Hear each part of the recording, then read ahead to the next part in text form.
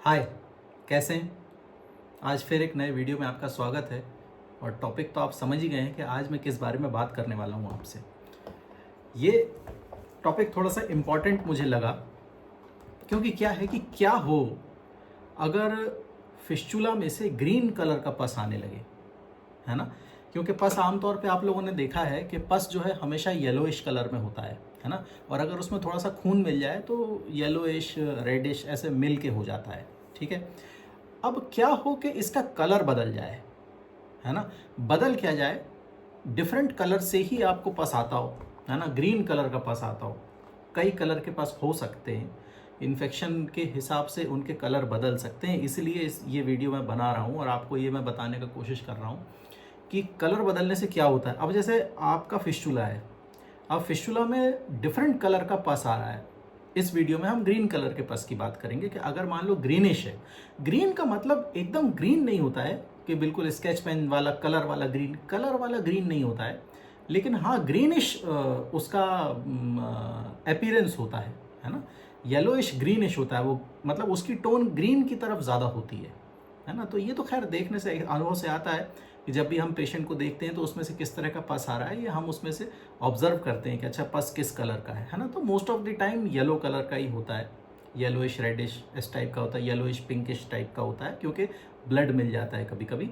लेकिन अगर पस ग्रीन कलर का हो तब क्या होगा, तो इस वीडियो में यही बात करेंगे। तो देखो क्या होता है, पस का जो कलर है वो उसके इन्फेक्शन से चेंज होता है, ठीक है? और इन्फेक्शन कैसे होता है? इन्फेक्शन बैक्टीरिया से होता है। फिस्चुला की जो मतलब पूरी जो पैथोलॉजी है वो बैक्टीरिया की है, कि उसमें बैक्टीरियल इन्फेक्शन होता है और फिस्चुला बनना शुरू होता है और उसमें पस कलेक्शन होता है, और वो पस कलेक्शन एक कलर का होता है। तो यहाँ हम ग्रीन कलर के पस कलेक्शन की बात कर रहे हैं। तो अब यहाँ पे ऐसा कौन सा बैक्टीरिया का इन्फेक्शन हो रहा है जिसमें कि कलर चेंज हो रहा है, ये देखने वाली बात है। तो क्या देखेंगे इसमें अपन? सबसे पहले तो देखो इस चीज़ को समझने के लिए कि इसमें किस तरह का इन्फेक्शन है, तो हम पस कल्चर और सेंसिटिविटी कराते हैं। ये एक पस का टेस्ट होता है ना? पैथोलॉजी में पस के सैंपल को भेजते हैं, 1-1.5 ml 2 ml जितना भी मिल जाए उतना सैंपल पैथोलॉजी में भेजा जाता है। तो ये तो खैर हॉस्पिटल के एंड पे करने वाला काम है, लेकिन आपको पता होना चाहिए कि अगर पस में कौन सा इन्फेक्शन है ये देखना है तो हमें कल्चर और सेंसिटिविटी करानी होती है ना? वैसे तो कल्चर से पता चलेगा, सेंसिटिविटी से तो ये पता चलता है कि उसमें कौन सी एंटीबायोटिक काम करेगी, तो खैर वो अलग बात है, वो मैं आपको आगे कभी डिस्क्राइब करूंगा कि वो किस तरह से। लेकिन मैं यहाँ पे केवल इन्फेक्शन के बारे में आपको बता रहा हूँ। तो इन्फेक्शन का क्या है, कल्चर के लिए जैसे अपन ने भेजा तो उसमें इन्फेक्शन आता है कि किस बैक्टीरिया का इन्फेक्शन है। तो जब हम यहाँ पे ग्रीन कलर के पस की बात कर रहे हैं तो यहाँ पे स्यूडोमोनास का जो है इन्फेक्शन होता है, तब पस का कलर ग्रीन होता है, ठीक है? इसमें स्यूडोमोनास जो बैक्टीरिया है, जो बेसिलाई है, वो इन्फेक्शन इसमें होता है और उसका कलर ग्रीन होता है। मतलब ये जैसे ही देखते हैं ना पेशेंट को तुरंत समझ में आ जाता है कि अरे यार ये तो डिफरेंट बैक्टीरिया का इन्फेक्शन है। ज़्यादातर इन्फेक्शन जो है स्ट्रेप्टोकोकस, स्टेफिलोकोकस, इस तरह के इन्फेक्शन ज़्यादातर होते हैं। और क्योंकि वो लोकेशन ऐसी है तो वहाँ पे एनारोबिक बैक्टीरिया ज़्यादा होते हैं। एनारोबिक बैक्टीरिया मतलब क्या, अभी एक नया टर्म आ गया है ना, ऐसे मैं आपको वहाँ सेंसिटिविटी बता रहा था। अगर अब एनारोबिक बैक्टीरिया कैसे होते हैं, ऐसे बैक्टीरिया जो जिनको कि ऑक्सीजन की ज़रूरत नहीं होती है जीवित रहने के लिए, है ना? तो वो एनारोबिक बैक्टीरिया कहलाते हैं। तो वो हवा के बिना भी जीवित रह लेते हैं, है ना? लेकिन ये जो बैक्टीरिया है स्यूडोमोनास जिसकी मैं बात कर रहा हूँ, जिसका ग्रीन कलर का पस आता है, तो ये जो है एरोबिक बैक्टीरिया है, ठीक है? इसको एयर की ज़रूरत होती है। तो ज़्यादातर इस तरह का इन्फेक्शन जब किसी फिस्चुला में होता है ना, तो वो एक्सटर्नल ओपनिंग के पास ज़्यादा होता है। इंटरनल ओपनिंग में तो खैर उतना समझ में नहीं आता, लेकिन एक्सटर्नल ओपनिंग में बहुत ज़्यादा पस कलेक्शन, बहुत ज़्यादा एब्सेस, इस तरह का अपीयरेंस इसका होता है।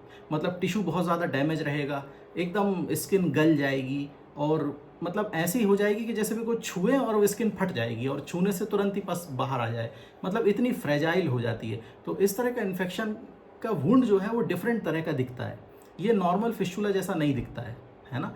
तो ये बात ध्यान देने वाली है कि यदि किसी पेशेंट को फिस्चुला है या आपको ही फिस्चुला है, क्योंकि आप ये वीडियो देख रहे हैं, हो सकता है आपको हो सकता है कि आपकी फैमिली में किसी को हो, तो ये बात ध्यान देना बहुत ज़रूरी है कि पस का कलर क्या है।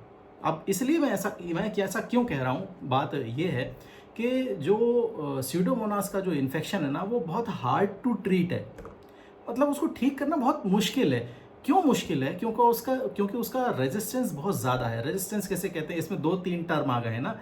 पहले तो कल्चर और सेंसिटिविटी वाला, तो सेंसिटिविटी वाला एक टर्म आ गया, दूसरा एरोबिक और एनारोबिक बैक्टीरिया वाला टर्म आ गया, और ये रेजिस्टेंस वाला टर्म आ गया। तो चलो मैं थोड़ा थोड़ा बता देता हूँ। रेजिस्टेंस एक्चुअली क्या होता है, जब हम कोई मेडिसिन देते हैं तो बैक्टीरिया को किल कर पाती है या नहीं कर पाती है। बैक्टीरिया उस मेडिसिन को झेल जाता है, एंटीबायोटिक को, है ना, नहीं मरता है, तो वो रेजिस्टेंस कहलाएगा। और अगर अपन ने एंटीबायोटिक दिया और वो मर गया तो सेंसिटिव कहलाएगा। तो ये जो इन्फेक्शन है स्यूडोमोनास का, जिसमें ग्रीन कलर का पस आता है, बहुत हार्ड टू ट्रीट होता है और बहुत ज़्यादा मोस्ट ऑफ द एंटीबायोटिक्स जो है वो रेजिस्टेंट्स होती हैं, उस पर काम नहीं करती हैं। तो ये मुश्किल होती है उसको ठीक होने में। तो इस तरह के फिस्टुला जो होते हैं ना, वो कठिन होते हैं ठीक करना, है ना। और ये अलग बात है कि जब क्षार सूत्र करते हैं तो क्षार अपना काम करता है और एंटीबायोटिक्स अपना काम करती हैं, तो वो ठीक होता है। वो तो क्षार सूत्र की एक ब्यूटी है, वो क्षार सूत्र में होता है ऐसा। तो लेकिन यदि आप इस तरह से उसको सोचेंगे कि एंटीबायोटिक से ठीक कर दे, एक मेरा वीडियो पुराना भी है जिसमें क्या फिस्टुला एंटीबायोटिक से ठीक हो सकता है, कुछ ऐसा एक टॉपिक है, मैंने बनाया था। तो आप चाहो तो वो भी एक देख सकते हो। और मैं ये भी बता रहा हूँ कि इस तरह के इन्फेक्शंस जो हैं वो एंटीबायोटिक्स से भी ठीक करना बहुत ज़्यादा मुश्किल हो जाता है ना। मतलब कोई काम ही नहीं करेगी उसमें एंटीबायोटिक आपकी।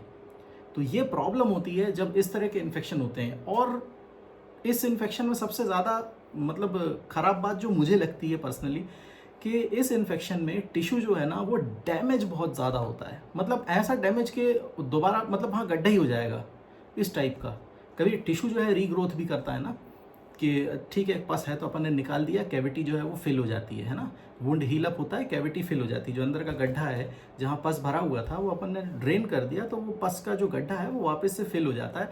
लेकिन इस तरह के इन्फेक्शन में कई बार परमानेंट डैमेज होता है। इतना डैमेज होता है कि टिश्यू दोबारा वहाँ ग्रोथ ही नहीं पता, वहाँ पे स्किन आ जाती है और गड्ढा टाइप का रहता है। कई बार ग्राफ्टिंग करना पड़ती है, वो एक डिफरेंट, हालांकि वो एक अलग ही टॉपिक है। फिर तो पूरा अगर ग्लूटियल रीजन ही उससे पूरा इन्फेक्टेड है तो उसमें बहुत सारे रिकंस्ट्रक्टिव सर्जरी भी करना पड़ती है।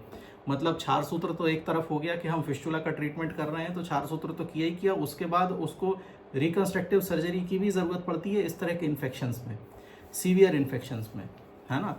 और ये जो प्रॉब्लम है ना, ये इसलिए ज़्यादा खतरनाक हो जाती है कि अगर पेशेंट ने इसमें इग्नोर किया इसको, अगर इस तरह का कोई पस कलेक्शन है और आप उसको इग्नोर किया या किसी भी पेशेंट ने इग्नोर किया, तो सेप्टिसीमिया में पेशेंट जा सकते हैं। और क्योंकि इस इन्फेक्शन में रेजिस्टेंस बहुत ज़्यादा है तो पेशेंट को बचाना मुश्किल होता है। ये नहीं कहते हैं कि नामुमकिन, ऐसी बात नहीं है, होता है, बचते भी हैं पेशेंट। लेकिन इस तरह के ऐसा होना नहीं चाहिए कि पूरी बॉडी में वो इन्फेक्शन फैल जाए, है ना। ये बहुत ही ज़्यादा रिस्की हो जाता है। तो मैं हमेशा इसलिए बोलता हूँ कि अगर आपको मोशन के रास्ते में किसी भी तरह का एब्सेस है, कोई फुंसी है, पस आ रहा है, उसको बिल्कुल भी इग्नोर करना नहीं है अपने को, है ना।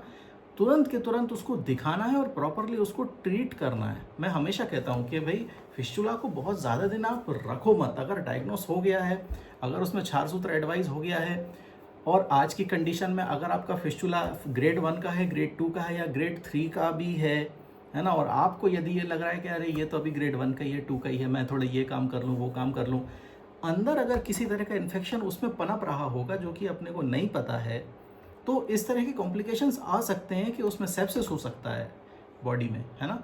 तो हमको ऐसी स्टेज में नहीं जाना है। तो मैं ये वीडियो इसलिए बनाने का मैंने इसलिए बनाया था क्योंकि ये डिफरेंट है और आपको पता होना चाहिए कि अगर आपका पस जो है उसका कलर चेंज है, येलोइश नहीं है, कोई डिफरेंट कलर है उसमें, तो आपको सतर्क हो जाना है, बिल्कुल, है ना, बिल्कुल सतर्क हो जाना है कि ये आप समझ लो यदि येलो नहीं है ना तो वो नॉर्मल इन्फेक्शन नहीं है, और जब यदि वो नॉर्मल इन्फेक्शन नहीं है तो आप समझ लो कि वो नॉर्मली ठीक होने वाला भी नहीं है। तो कहने का मतलब ये है कि यदि इस तरह का आपको संकेत मिल रहे हैं, इस तरह की प्रॉब्लम यदि ऐसी हो रही है, तो आपको बहुत ज़्यादा ध्यान देने की ज़रूरत है। तो आप समझ गए इस वीडियो में मैं आपको क्या बताने वाला हूँ। इस वीडियो में 3-4 टर्मिनोलॉजी ऐसी आ गई जिसको कि अलग से 3 वीडियो बन जाएं उस पर, कि रेजिस्टेंस किसे कहते हैं, एरोबिक और एनारोबिक बैक्टीरिया किसे कहते हैं, और सेंसिटिविटी और कल्चर, वो ऐसे टर्म आ गए जिनके लिए 3-4 वीडियो अलग से बन सकते हैं। तो अगर ऐसी ज़रूरत होगी तो मैं फिर बनाऊंगा, जैसे मैं ये वाला वीडियो बना रहा हूँ। लेकिन आपको समझ में आ गया ना कि इस तरह का इन्फेक्शन जब होता है तो स्यूडोमोनास नाम का जो बैक्टीरिया है उसका इन्फेक्शन उसमें होता है, इसलिए उसका कलर जो है वो ग्रीन होता है। उससे पता चलता है कि डिफरेंट तरह का बैक्टीरिया है, और ये बैक्टीरिया बहुत हार्ड टू ट्रीट है ना, बहुत ज़्यादा मुश्किल से ठीक होता है, कठिन है इसको ठीक करना, क्योंकि दवाइयाँ बहुत लिमिटेड हैं, ऐसा है ना।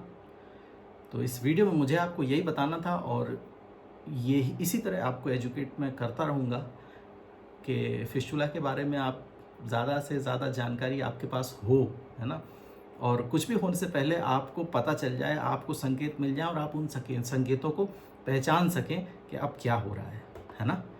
तो चलो इस वीडियो में इतना ही।